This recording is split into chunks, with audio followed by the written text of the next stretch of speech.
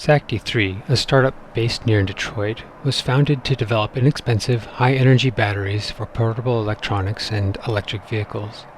Its batteries were selected as one of Technology Review's 10 Emerging Technologies of 2011.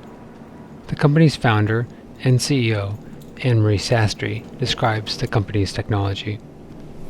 We started SACD3 with the idea of bringing solid-state battery technology into vehicles to enable more battery electric vehicles and also to change the way that consumer electronics are powered using fewer battery cells. And so, on a materials basis, on a cost basis, a doubling of energy density, a tripling of energy density will absolutely make energy storage technologies competitive with fuel technologies and propulsion systems for the emerging economies. The trick is to figure out a way to process the materials at very large scale, at very low cost, but packing more energy into the same space.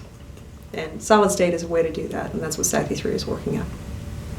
Right now, most battery technologies are made by mixing of particles in a wet slurry and depositing them on a lamination line and then compressing them and packaging them. And what remains then in the battery cell are some solid elements, which are porous electrodes, and a liquid electrolyte, which interpenetrates the pores of the porous electrodes and allows access for the electrons and the ions to the active mass.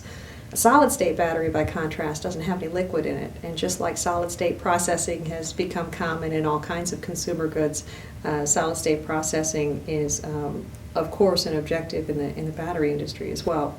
SACD3 was founded on the premise of making a solid-state technology that was fundamentally lower cost and scalable, and in order to do that, we developed a set of computational tools and processing tools which we knew would allow us to both reduce design cycles by predicting the way the battery cells would behave, and also a set of processing techniques which could produce them fast enough and at low enough cost so that those good designs could be realized. Today's batteries have a fair amount of parasitic mass in them. That's not unusual with most technologies. But when I say parasitic mass, I mean the mass that's included in the device that doesn't actually produce or store energy.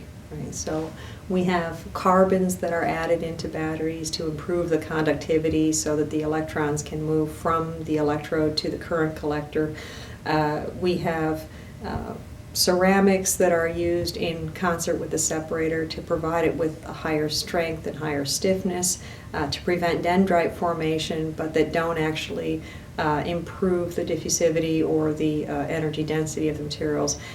Packages that are designed to make the battery cell very safe. Cooling systems which are designed to keep the power pack at an optimal temperature, controls algorithms which require chips and microcomputers to control the battery pack within very tight bands of operating parameters. So there's a lot of mass that goes into these systems that certainly mitigates risk in using a high energy technology, but also reduces the overall energy density, the watt hours per kilogram. Solid-state technologies that SACD3 is executing don't have these parasitic masses. They don't have porous electrodes. They don't have some of the things that I mentioned, and there are certain advantages in systems level considerations as well because the materials behave in a much more predictable way. A core part of the SACD3 approach is to use computational models to design battery cells, and it was those computational models that actually led us to execute the first prototypes and to start a company. It was based on the science of what we thought could be possible as evidenced by computer simulations. And so at this point in time, engineers are pretty good at predicting stresses in complicated objects and predicting increases in temperature, in kinetic reactions, and also in predicting where ions go in an electrochemical reaction.